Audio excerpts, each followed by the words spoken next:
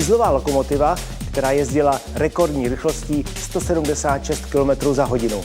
Byla to nejrychlejší motorová lokomotiva v tehdejším Československu. Říkali jí Kyklop a zkušebně vozila i známý rychlík Ostravan.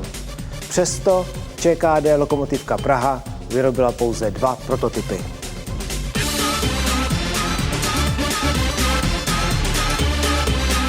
Určitě nebylo překročení hmotnosti, si myslím já, hlavním důvodem k tomu, aby se ty lokomotivy přestaly vyrábět. Určitě tam bylo nějaké pozadí, které ale žádná literatura neuvádí a můžeme si všichni domýšlet. Náš průmysl dělal, co mohl, ale vzhledem k tomu, že byly velice omezené dovozy, tak to nejkvalitnější, co by si takto náročná lokomotiva vyžadovala, nebylo k dispozici. V příběhu Kyklopu se zcela určitě projevují také tlaky nastupující normalizace počátkem 70. let. Musíte si uvědomit, že to byla normalizace a ono jako předtím tam v tom ČKD byly různé změny, že jo? Protože řada lidí, která nějakým způsobem fungovala v 60. letech, najednou musela odejít. Mohla to být lokomotiva vyvážená do světa. Mohla to být další chlouba tehdejšího Československa. Jedním z důvodů, proč nakonec Kyklopa nevyráběli, byl jeho vysoký výkon. I výrobu lokomotiv totiž řídila RVHP.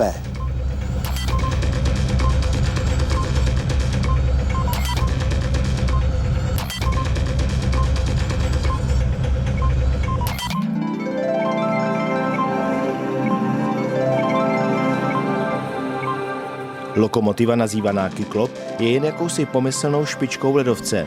Její příběh je totiž nedílnou součástí osudu vývoje motorových lokomotiv v Československu.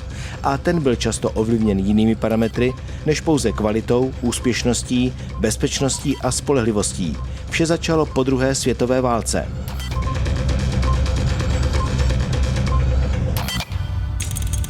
Po válce na dráze byly provozovány výhradně parní lokomotivy. V průběhu 50. let usoudily dráhy, podobně jako většina drah v Evropě, že je potřeba parní lokomotivy, které byly energeticky náročné na údržbu a podobně, nějakým způsobem nahradit. A pochopitelně se rozhodlo, že hlavní tahy budou elektrifikovány, vedlejší tahy budou motorizovány. A úloha dodávat motorové lokomotivy československým drahám připadla ČKD. V 50. letech začalo ČKD vyrábět těžké posunovací lokomotivy typu ČME. Ve vysočanské hantýrce se jim začalo říkat čmeláci. V té době přišel pokyn z Ministerstva zahraničního obchodu, že Argentina má zájem o dodávky výkonných traťových lokomotiv a tudíž začala práce na lokomotivách a tím vznikly tzv. Pomeranče. Ten Pomeranč, jak jsem mu říkal, tak to byla první lokomotiva, kterou jsem po nástupu do ČKD Trakce měl tu čest, že jsem se jí zúčastnil, takže ty 2 prototypy jsem měl za možnost od začátku až do konce je přivez až k té ověřovací sérii. Ty prototypy fungovaly poměrně dobře, ale bohužel z té zakázky na Argentinu nakonec sešlo. A v tom přišla dráha, že by potřebovala výkonnou traťovou lokomotivu. Tyto lokomotivy jsou vyrobeny, prostupují zkoušky, následně díky nějakým internacionálním pomocím je jejich odvozená verze ještě exportována do Iráku. Postupně se jich vyrobilo dohromady víc jak 60. Sloužili, řekl bych, velice dobře řadu let. Tyto lokomotivy byly na svou dobu konstrukčně si myslím na poměrně velmi dobré úrovni, přesto z celkem známých důvodů nedošlo k pokračování výroby, i když původní plány byly jiné. Další série, která byla objednána, už se nerealizovala, protože mezi tím byla podepsaná specializační dohoda.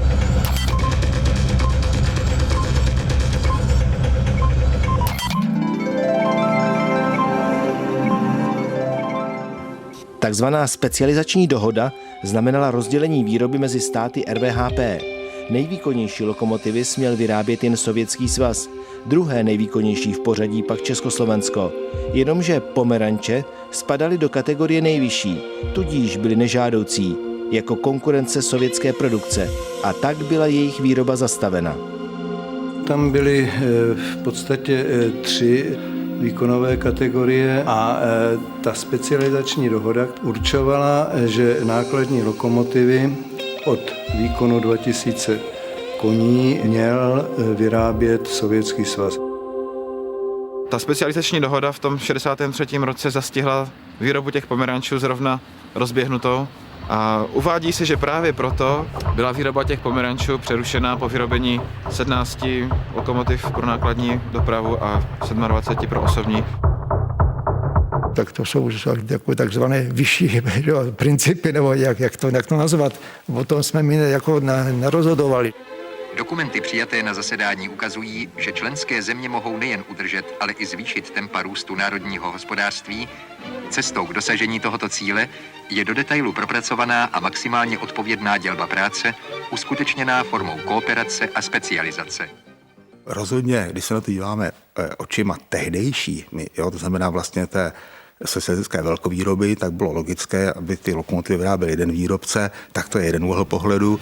Když se na to díváme úhlem pohledu dnešním, tak říkáme ano, nebyla konkurence, nebyl trh, který by to hnal ke vyšším parametrům, a proti tomu, jaké je pohodlí dělat třeba 20 let jednu lokomotivu.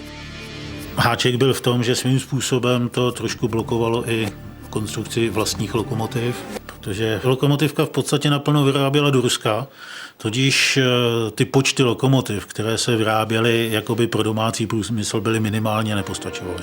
Výhody velké zakázky ze Sovětského svazu se vůbec nedají srovnat s tradičními jednotlivými kontrakty.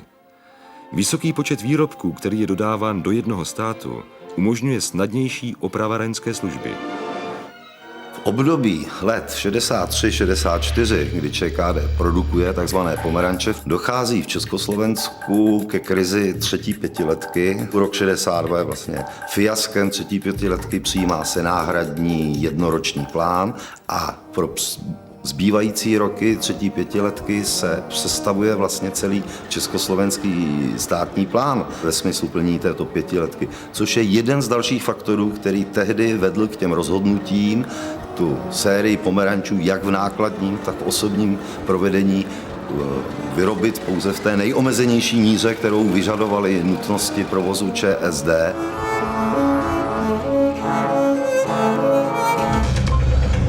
Nakonec to tady dopadlo tak, že místo těch pomerančů, jejichž výroba byla zastavena, se začaly hromadně dovážet ruské lokomotivy, takzvané Sergeje. Lokomotivy to byly vlastně srovnatelné koncepce jako ty pomeranče. Ta konstrukce byla trochu jiná. Zásadní změnou bylo to, že u těch Sergejů dovážených ze Sovětského svazu byl použit dvoudobý naftový motor, takže tam především volnoběžná spotřeba u těch lokomotiv byla podstatně vyšší než u standardních čtyřdobých motorů.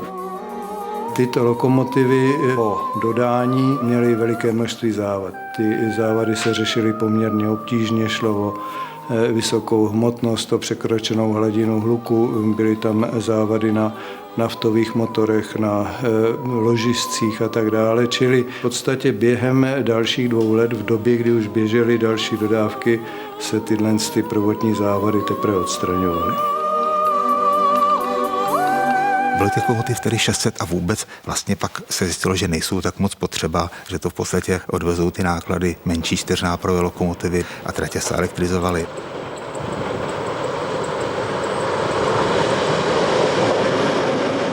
Byl i názor v té době, že hlavní důvod, proč sem ty lokomotivy přišly, byl strategický, aby v případě čehokoliv byla k dispozici prostě vozidlo jednoduché, z hlediska náhradních dílů použitelné prostě všude.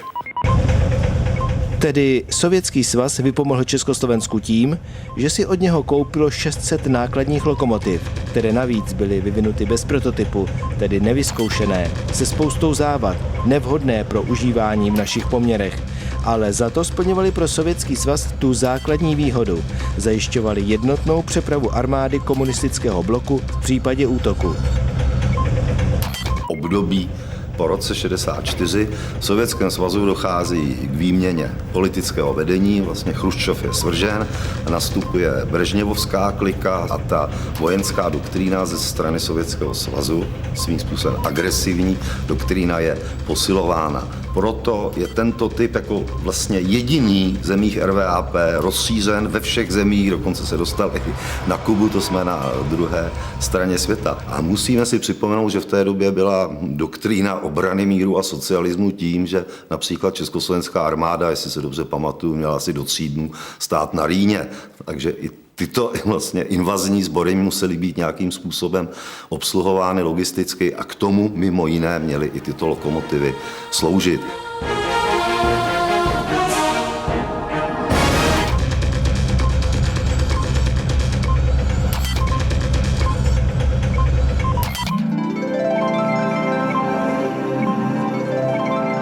Sergeje přes všechny nedostatky díky českým technikům, kteří je napravili, obsluhovali nákladní dopravu, ale osobní nemohli. Chybělo jim totiž vytápění vagónů. A tak vznikla od ČSD zakázka na super rychlou, moderní, výkonnou lokomotivu. ČKD tehdy nabídlo československým státním drahám 2 varianty. Buď to zdokonalit do té doby vyráběné brailovce a druhou možností, samozřejmě pro československé státní dráhy mnohem lákavější, bylo vyvinout kompletně novou lokomotivu, která by splňovala veškeré požadavky moderní na tu dobu. To znamená lokomotivu jednak s elektrickým vytápěním vlaku, potom schopnou dosáhnout vysokých rychlostí, aby mohla vozit i ty nejelitnější rychlíky, lokomotivu dostatečně výkonnou a lokomotivu s elektrodynamickou brzdou. A to je začátek příběhu samotného Kyklopa. Na svou dobu nejmodernější a nejrychlejší lokomotivy. Proč se jí říkalo Kyklop? Protože měla jedno oko pod oknem strojvedoucího, uprostřed. Všechny ostatní lokomotivy měly reflektor nahoře nad střechou. Já nevím, proč v té době, když jsem teda projektoval, se mi zrovna tohle líbilo. Tato lokomotiva vzniká jako úkol technického rozvoje už v roce 67. Je zadáno vytvořit lokomotivu o výkonu 2400 koní a teď pozor, až 2880 koní. Píše se rok 67, je tady určité uvolnění proti Moskvě. Vlastní projekt se nedá měřit ani na týdny, to jsou měsíce. Nebyly CAD systémy, počítače. Měli jsme v té době to, co má dneska každý na mobilu, kalkulačku. To znamená, byla prkna, papír. Ta práce je práce charakteru, jestli se nedá jako okamžitě vymazat z hlavy, že jo? Jako nějaká manuální práce, že jo? Takže v hlavě to jako nosíte, že jo? Práce se nosila domů. Ne v hlavě, ale nosila se i v tašce, kde se to doma zase rozložilo v kuchyni a tam se pokračovalo v bádání a takže jako nějaká domácnost pro němu nic neříkala vůbec. Trpěli jsme v té době nemožností získat komponenty, které by jaksi třeba tu úroveň, jakost a tak dále zvedly. Něco koupit, dovést, co bylo na špičkové úrovni, což by ještě pozvedlo tu úroveň toho vlastního výrobku, bylo zcela nemožné. Kyklop to je vlastně nejrychlejší a nejvýkonnější lokomotiva, jaká vůbec byla na našem území vyrobena. A na to, že je nejrychlejší, se v podstatě přišlo úplně náhodou. Rychloměr je poháněn přes takovou převodovičku a omylem v té převodovce byly jiná kolečka, než měly býti. A lokomotiva si všichni mysleli, že nejezdí ani těch 140, že stále jezdí jenom 130, že to nemůže, je to úplnou rychlostí, se ani neutáhne. No a pak se zjistilo, že se jezdilo nějakou tou rychlostí podstatně vyšší. Lítala těch 176 km za hodinu. Ty lokomotivy při zkouškách vykazovaly perfektní vlastnosti z hlediska jízdních vlastností. Dráha ji zkoušela i na rychlíku Ostravan. Tam dosahovala stejných jízdních dob jako elektrické lokomotivy. Zúčastnil jsem se pak taky těch jízd, bohužel nebyli jsme zvlášť úspěšní, ale to už tak bývá údělem těch prototypů, protože na tom prototypu se sejde vždycky spousta nových věcí, které se ukáže být dobrý anebo ne zcela vyhovující a pak pro tu ověřovací sérii se vypustí nebo se nahradí něčím jiným. Ta lokomotiva byla velmi moderně na tehdejší dobu řešená, ve své době vozila při nejmenším evropský top. Ten vývoj byl potom zastaven po těch prototypových zkouškách se závěrem, že lokomotiva neobstála, ale dle mého osobního názoru si myslím, že za tím zastavením vývoje těch kyklopů určitě stála nějaká třeba obava z toho, že my bychom měli lepší lokomotivy než bratři ze Sovětského svazu. V tom tehdejším svazu nebyla lokomotiva, která by byla vhodná, takto výkonově teda vybavená a odpovídala potřebám našich drah. Z globálního pohledu nejzásadněji, co dle mého mínění a sestudování zasáhlo do vývoje kyklopů, bylo to, že v letech 72-3 je vlastně první globální ropná krize. Otázka těch motorových lokomotiv zpočátku nebyla brána tak, jako že to je nějaká vedlejší trakce a najednou, když ta nafta byla 10krát dražší, tak jako ten provoz začal být i neekonomický a bylo zkrátka program elektrizace tratí a vlastně najednou tyto velké lokomotivy jakoby ztratily hřiště. Musím říct, že tohle je jedna z věcí, která mě velice mrzela, ale nebylo v té době už jiné efektivní a ekonomické řešení. S jistou nadsázkou k tomuto příběhu se dá říci, že za příběhem obou dvou strojů nestojí moskevský zlý bolševik, a je to především tuzemský československý bolševik se svými problémy v plánování, špatných odhadech situací a tak podobně.